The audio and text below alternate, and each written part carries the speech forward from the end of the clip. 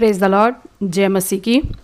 आज हम परमेश्वर का वचन देखेंगे न्यायियों की पुस्तक में से। न्यायियों की पुस्तक उसका 9वां अध्याय और हम 8वें वचन से लेकर 13 वचन तक पढ़ेंगे।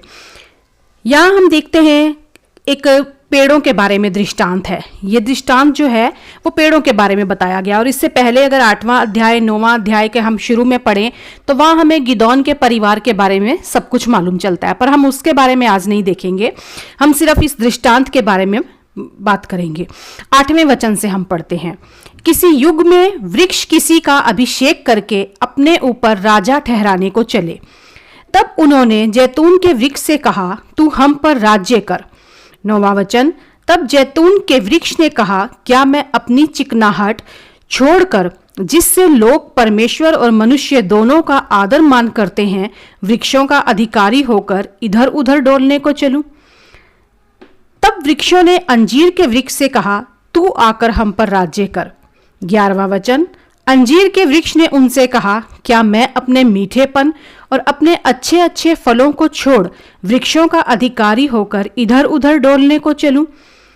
फिर वृक्षों ने दाखलता से कहा, तू आकर हम पर राज्य कर। दाखलता ने उनसे कहा, क्या मैं अपने नए मधु को छोड़, जिससे परमेश्वर और मनुष्य दोनों को आनंद होता है, वृक्षों की अधिकारिणी होकर इधर उधर डोलने को चलूं?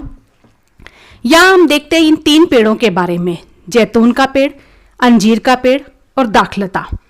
और शुरुआत की गई है कि किसी युग में वृक्ष किसी का अभिषेक करके अपने ऊपर राजा ठहराने को चले। यहाँ पेड़ अपने लिए एक राजा ढूंढने को निकले हैं, और जब वो निकलते हैं तो उन्हें सबसे पहले जैतून का पेड़ दिखाई देता है, और वो उस जैतून के पेड़ से कहते हैं कि तू हमारे ऊपर राज्य कर, तू हमारा राजा ठहर हमारे ऊपर।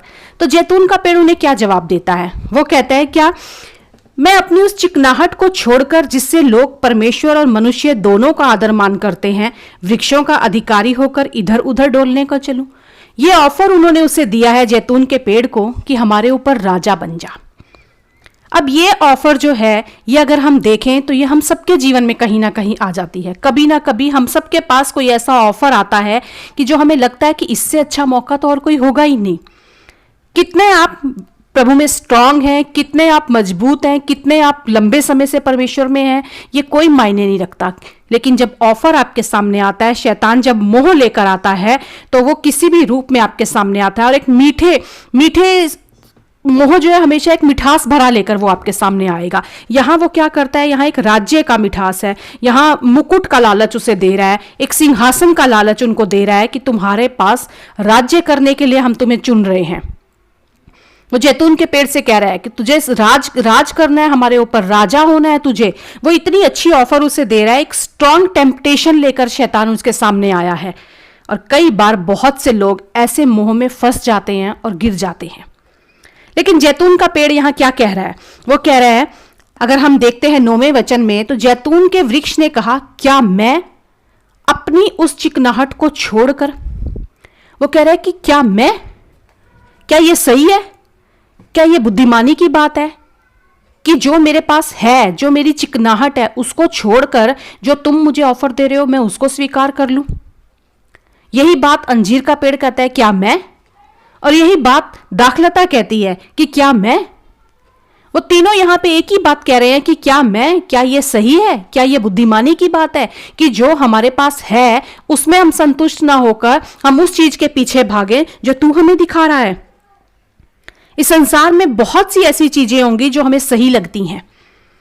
हमें लगता है कि हाँ, ये एक बहुत अच्छी बात है, ये एक अच्छा ऑफर है, लेकिन एक मसीह होने के नाते हमें अपने जीवन में ये पता होना चाहिए, और हमें उन चीज़ों के लिए जो कई बार ऑफर हमारे सामने आते हैं, हमें उसमें ये सोचने की जरूरत है कि क्या मैं इसके लायक हूँ? क्या ये मेरे लिए लायक है चीज़? क्या मैं इसमें अगर आगे कदम बढ़ाऊंगा तो जो मेरे पास है मैं उसे तो ना कहीं खो दूं? वो तो नहीं मुझसे दूर हो जाएगी चीजें, उसमें तो नहीं कोई कमी आ जाएगी? और वो निर्णय कोई भी हो सकता है हमारी जीवन का। शादी का निर्णय हो सकता है, नौकरी का निर्णय हो सकता है, किसी बिजनेस का, किसी अच्छे कॉन्ट्रैक्ट का ऑफर हो सकता है, कुछ भी हो सकता है हमारी लाइफ में।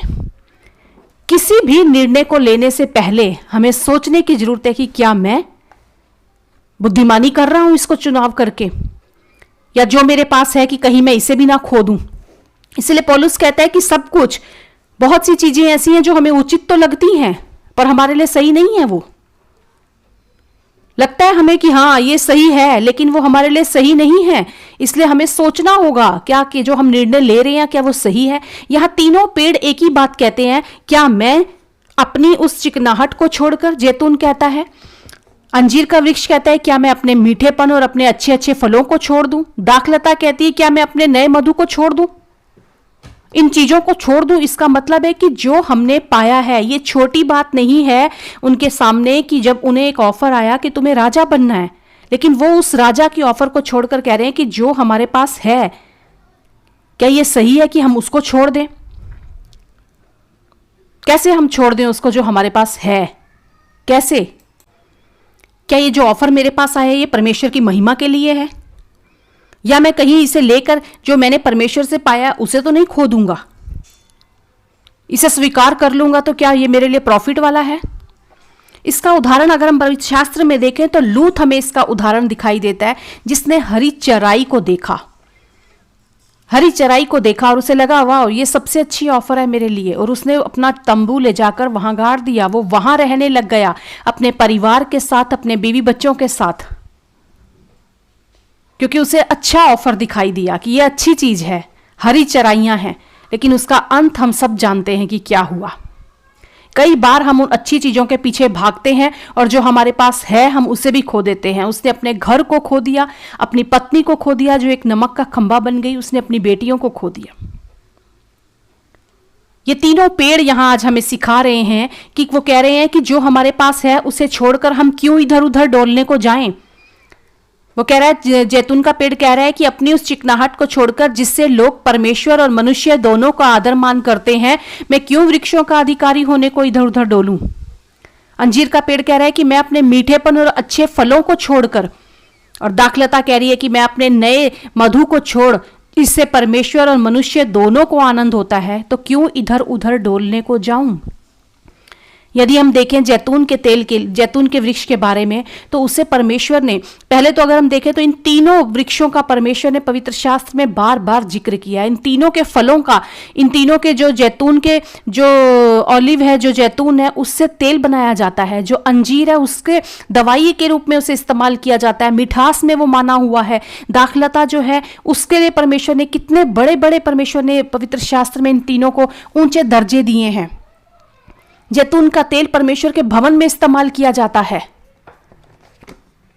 जैतून का तेल अगर हम देखें तो बलिदान के लिए तैयार किया, वहां बलिदान जब चढ़ाया जाता था तो बलिदान के लिए वहां इस्तेमाल किया जाता था।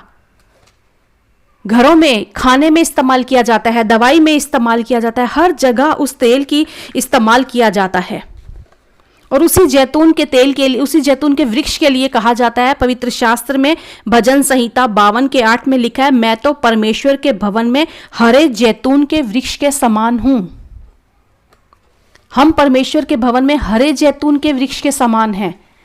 वो जैतून जो भविष्यवक्ताओं, याजक, राजाओं के अभिषेक के लिए इस्तेमाल किया जाता है, वो तेल। परमेश्वर कहता है कि मेरे भवन में जो दीपक जले तो उस तेल से जलना चाहिए। वो उस तेल की खूबियां हैं, और वो यहां कह रहा है कि मेरी जो खूबियां हैं, जिस खूबियों से मुझे परमेश्वर ने नवाजा है, जो मेरे अंदर गुण दिए हैं, जो मेरी बुलाहट है, जिस कार्य के लिए मुझे रखा गया है, जिस स्थान पर आज मैं हूं, मुझे ये स्थान नहीं छोड़ना। जहां परमेश्वर ने मुझे रखा है मुझे वहीं रहना है। मैं राजा बनने का इच्छुक नहीं हूं। मैं अपनी इस बुलाहट में खुश हूं। जो मेरी उपयोगिता है मैं उससे प्रसन्न हूं। अंजीर का वृक्ष जाना जाता है, अंजीर का फल जाना जाता है अपने मीठेपन से, अपने मीठे मीठे फलों के द्वारा। अंजीर के वृक्ष में पत्तियां भी बहुत सारी लगती हैं, उसमें फल भी बहुत सारा। उसका सबसे बड़ा देखें तो अंजीर का वृक्ष लंबे सालों तक, 100 साल तक अंजीर का वृक्ष रहता है। और उस अंजीर के वृक्ष में अगर जब हम देखते हैं फल, तो वो फल 8, 10, 12 साल के बाद जाकर उसमें लगते हैं। जब उस फल में परिपक्वता आ जाती है तब जाकर उसके अंदर वो फल लगते हैं। अंजीर का वृक्ष कह रहा है जो मेरी पोजीशन है, जो मेरी खूबियां हैं, मैं भी नहीं इन्हें छोड़ूंगा। मैं अपना मीठापन कभी नहीं छोड़ूंगा। जो सुंदरता मेरे अंदर है, जो खूबी मेरे अंदर है, जो मिठास मेरे अंदर डाली गई है, मैं किसी लालच में आकर नहीं उसे खो दूंगा, किसी मोह में फंसकर नहीं मैं उसे खो दूंगा। अंजीर का वृक्ष भी यहाँ बुद्धिमान है जैतून के वृक्ष के समान। और वो भी कहता है मेरे गुण मुझे ज्यादा प्यारे हैं, मुझे कोई ऑफर नहीं चाहिए, मैं कोई इच्छुक नहीं हूं, कोई इच्छा नहीं रखता मैं ये बनने के लिए कि राजा कोई मुझे बना दे। यहाँ जैतून का पेड़ और अंजीर का पेड़ अगर हम दोनों को देखें तो उन दोनों के बारे में जो उनकी खूबियां, जैसे वो अंदर उनकी इच्छा है वही उनका बाहर है। उन्होंने अंदर और बाहर एक ही इच्छा रखी है कि हम परमेश्वर के लिए हैं, जिस रूप के लिए बुलाए गए हैं, जिस बुलाहट के लिए बुलाए गए हैं, हम उसी में बने रहेंगे। कई बार हम छोटी छोटी बातों में, छोटी छोटी चीजों में अपनी उस मिठास को खो देते हैं, अपने उन फलों को खो देते हैं जो आत्मा के फल हमारे अंदर लगते हैं। एक मैच्योरिटी आने के बाद जब वो फल हमारे अंदर आते हैं, हम उन फलों को बड़ी आसानी से कई बार खो देते हैं। किसी ने हमारे साथ बुराई की, बुराई के बदले बुराई, क्यों इतनी आसानी से हम उन फलों को खो दें? क्यों हम उस मिठास को खो दें? क्यों शैतान हमारी कमजोरियों का फायदा उठा ले? क्यों शैतान हमारे उस मिठास को चुराने की कोशिश करे? कहीं ऐसा ना हो कि जब यीशु आए तो उस वृक्ष में सिर्फ पत्ते ही देखे और फल ना पाए। जो फल लगे हैं, जो मिठास परमेश्वर ने दी है, वो मिठास बनी रहे, वो फल हमारे अंदर लगे रहे। अंजीर का वृक्ष कहता है मुझे नहीं राजा बनना, जो मैं हूं मैं उसमें खुश हूं। फिर वो जाते हैं दाखलता के पास।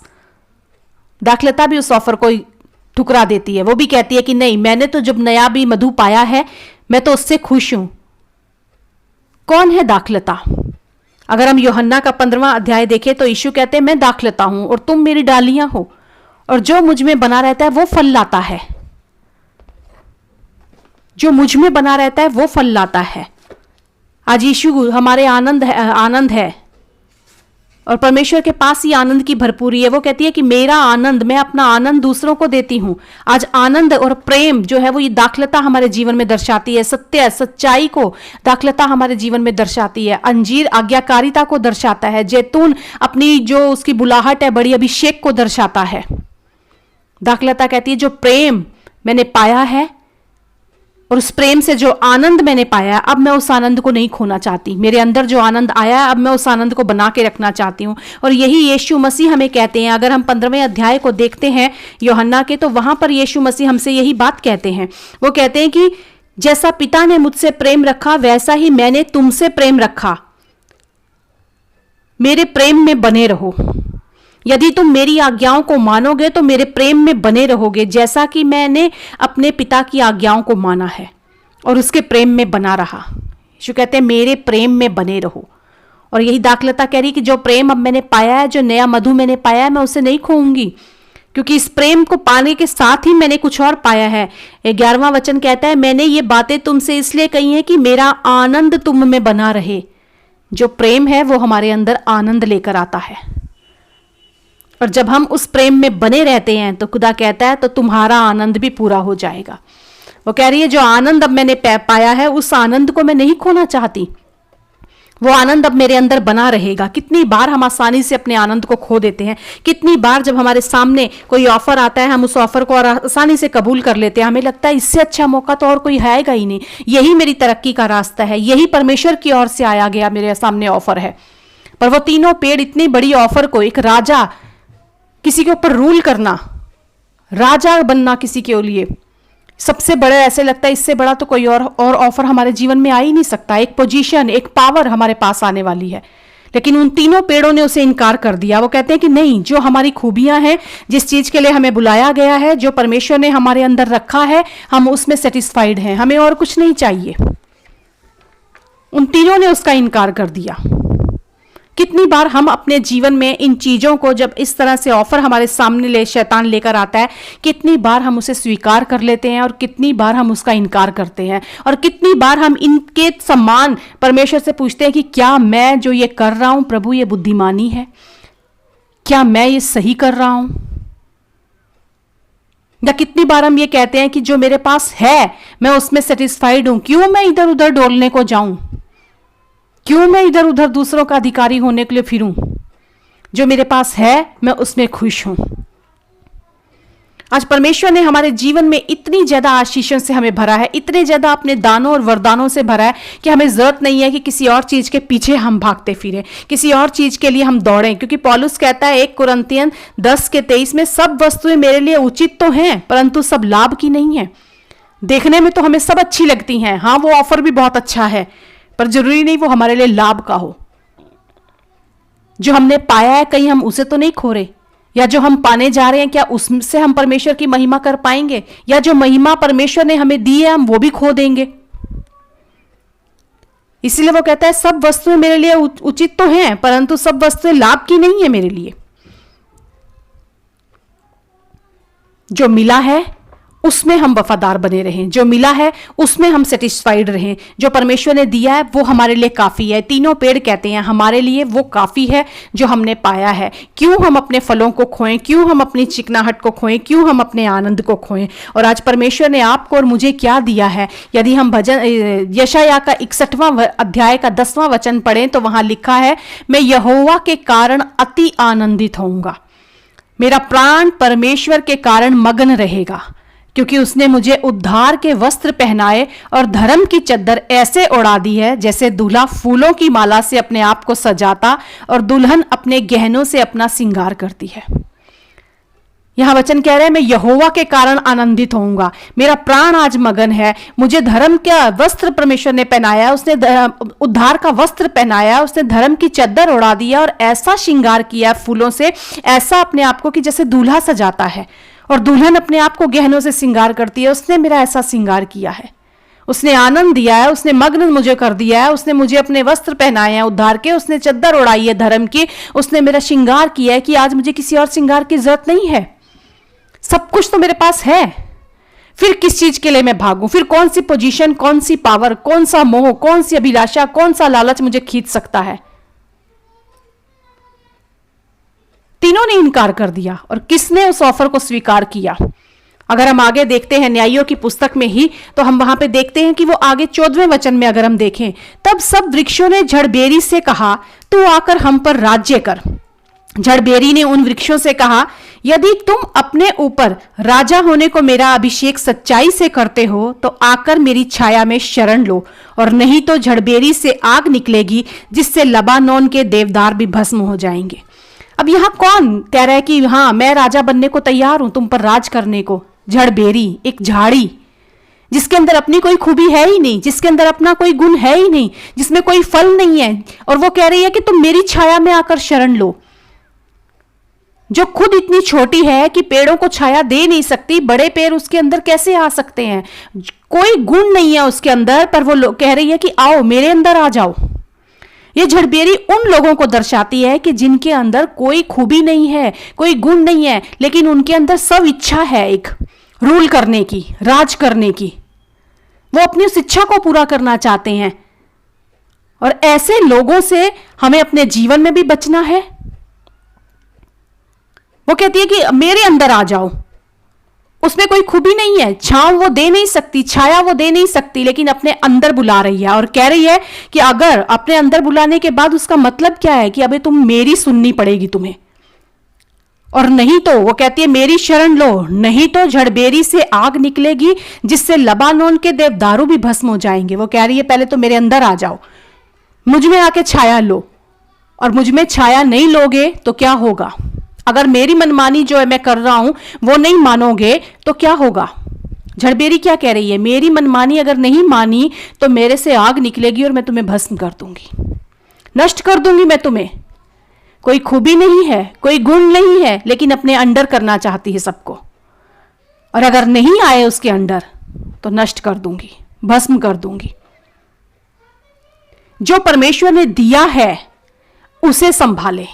जो परमेश्वर के पास, परमेश्वर ने हमारे अंदर गुण दिए हैं, जो परमेश्वर ने दान दिए हैं, जो वरदान दिए हैं, हम उन्हें संजो के रखें। जो है हम उसमें संतुष्ट रहें और अपने आप से, अपने परमेश्वर से और उस खास तौर से शैतान से ये कहना सीखें कि मैं क्यों इधर उधर डोलूं, मैं क्यों कोई और पोस्ट के लिए दौड़ूं। जो बुलाहट, जो दान, जो वरदान मेरे परमेश्वर ने मुझे दिए हैं, मैं उसमें खुश हूं। वो मेरी बुलाहट है जो परमेश्वर की ओर से है, और जब परमेश्वर उठाना चाहेगा तब वो उठाएगा। और अपने जीवन में बहुत जरूरी है इस तरह से ना तो अपने ऊपर झड़बेरी को राज करने दे, इस तरह के लोगों से हम बचें, इस तरह की सोच से हम बचें और अपने आप को परमेश्वर के अधीन बना के रखें और उस शैतान को यह कहने वाले बन सकें कि हमें तेरी ऑफर मंजूर नहीं है, हम क्यों इधर उधर डोलने को चलें। जो परमेश्वर ने दिया है उसकी बुलाहट को हम क्यों छोड़ें, उसकी चिकनाहट को हम क्यों छोड़ें, उसके मीठे फलों को हम क्यों छोड़ें, उसके आनंद को हम क्यों छोड़ें। आइए हम दुआ करें। आज स्वर्गीय पिता, हम धन्यवाद देते हैं कि जो आपने हमें दिया है प्रभु यीशु, जो आपकी बड़ी बुलाहट हमारे जीवन में है, उसके लिए हम धन्यवाद देते हैं पिता। और मदद कर खुदा कि इस बुलाहट पे तेरे बच्चे बने रहें पिता परमेश्वर।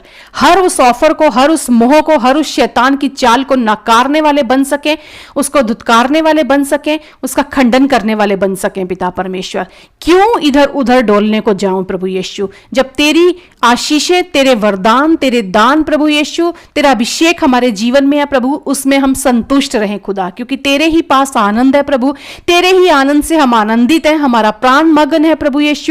तूने ही आज हमें उद्धार के वस्त्र पहनाए हैं प्रभु यीशु, आपने ही आज हमें धर्म की चद्दर उड़ाई है प्रभु यीशु, और आपने ही हमारा श्रृंगार किया है पिता परमेश्वर। हम आनंदित और मग्न है इसमें पिता परमेश्वर। हम धन्यवाद देते हैं कि इन वचनों के द्वारा प्रभु यीशु आप हमें ये सिखाते हैं कि हमें क्या जरूरत है कहीं और डोलने की प्रभु यीशु, क्यों हम इधर उधर डोलें प्रभु यीशु, क्योंकि तुझ में ही संतुष्टि है, तुझ में ही आशीष है और तुझ में ही भरपूरी है पिता। धन्यवाद देते खुदाबंद यीशु, यीशु मसीह के नाम से इस दुआ को मांगते हैं, आमेन और आमेन।